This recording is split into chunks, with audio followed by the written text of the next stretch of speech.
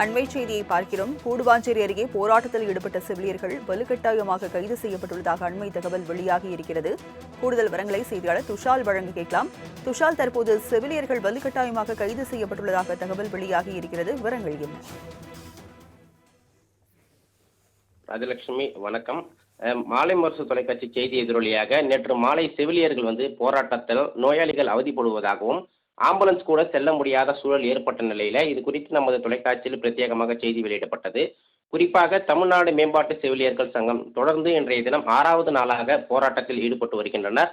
இந்த நிலையில நேற்றைய தினம் அமைச்சருடன் பேச்சுவார்த்தை நடந்த நிலையில் அவரோடு தோழமை கட்சி சங்கம் போராட்டத்தில் ஈடுபட கூடுவாஞ்சேரி அரசு மருத்துவமனைக்கு வருகை புரிந்தனர்.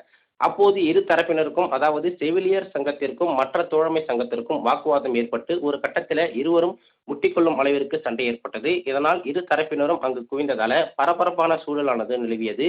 குறிப்பாக கூடுவாஞ்சேரி அரசு மருத்துவமனையில் பிரசவ வார்டு, ஸ்கேன், அதே போல ரத்த பரிசோதனை மையம் உள்ளிட்ட பல துறையை இயங்கி வருகிறது. இதனால் செவிலியர்களின் போராட்ட சத்தத்தால் அவதிப்பட்டு வந்த நிலையில இந்த காட்சியினை பதிவு செய்த நாம் செய்தி வெளியிட்டிருந்தோம். அப்போது நமது குழுவை செவிலியர்கள் மடக்கி பிடித்து பதிவு செய்த காட்சிகளையும் கேமராவில் இருந்து அழித்து அட்டாசரில் ஈடுபட்டனர்.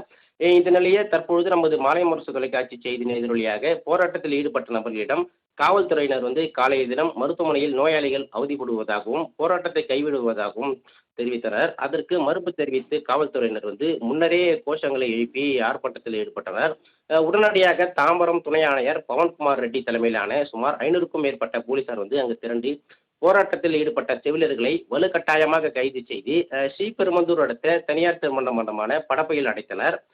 மக்கள் நல்வாழ்வுத்துறை அமைச்சருடன் 2 கட்டமாக நடத்தப்பட்ட பேச்சுவார்த்தையில் தோல்வி அடைந்ததை தொடர்ந்து 6வது நாளாக இன்றைய தினம் போராட்டத்தில் ஈடுபட்ட செவிலியர்களை போலீசார் வலுக்கட்டாயமாக கைது செய்து தனியார் மண்டபத்தில் அடைத்து வருகின்றனர்.